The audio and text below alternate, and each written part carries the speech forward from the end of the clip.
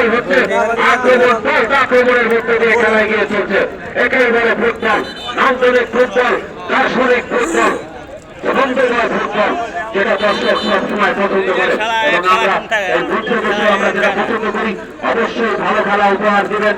যদিও প্রথমার্ধে অনেকটা জীবনী ফুটবল আমরা উপভোগ করেছিলাম এবং দ্বিতীয়ার্ধে এসে সেই খেলাটি আমরা এখন লক্ষ্য করছিলাম, অনেকটা ছন্দময় ফুটবল আমরা উপভোগ করছি।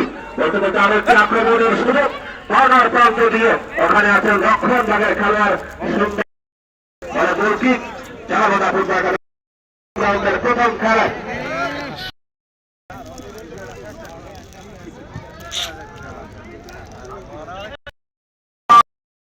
অতিক্রম করে জালাবাদা ফুটবল একাদশ খেলায় সমতায় ফিরতে হলে অবশ্যই প্রতিপক্ষ টিমের কাছ থেকে গোলটি আদায় করে নিতে হবে, অন্যথায় কিন্তু গোল ব্যবধান বড়বাচ্চা ফুটবল একাদশ তারা পালিয়ে নেওয়ার যথেষ্ট সুযোগ এবং সম্ভাবনা রয়েছে। বলতে বলতে এরিয়ার কাছাকাছি জায়গা থেকে একটা ফ্রি কিক লাভ করেছেন বলে অধিনায়ক সুবীর নখে সম্ভবত কিক নেবেন তরুণ কবি। দীর্ঘদিন ধরে তিনি মাঠ কাঁপাচ্ছেন এই ফুটবল জগতে।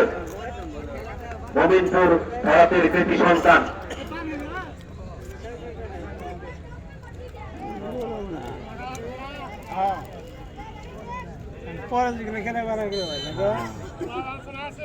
সুবীর কিক দিয়েছিলেন, দেখার মতো বিশ্বাস সুবীর নখে ডায়রা গ্রামের কৃতি সন্তান নখে কাইটির সিও, যিনি তার কোম্পানির মাধ্যমে বাংলাদেশের মধুপুরের কৃতি সন্তান, তোরা টাঙ্গাইলের কৃতি সন্তান। মতো মাঠের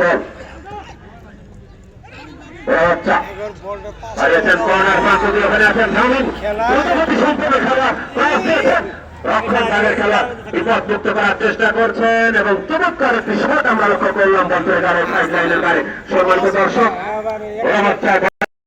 খেলা এমতো অবস্থায় আবারও খেলা তিনি মাঠ থেকে বেরিয়ে আসবে এবং মাঠে দুটি পরিবর্তন লক্ষ্য করলাম একই সাথে। জালাবাদা ফুটবল একাদশ যারা 1-0 গোলের ব্যবধানে পিছিয়ে রয়েছে আজকের এই প্রথম কোয়ার্টার ফাইনাল খেলায়। জালাবাদা ফুটবল একাদশ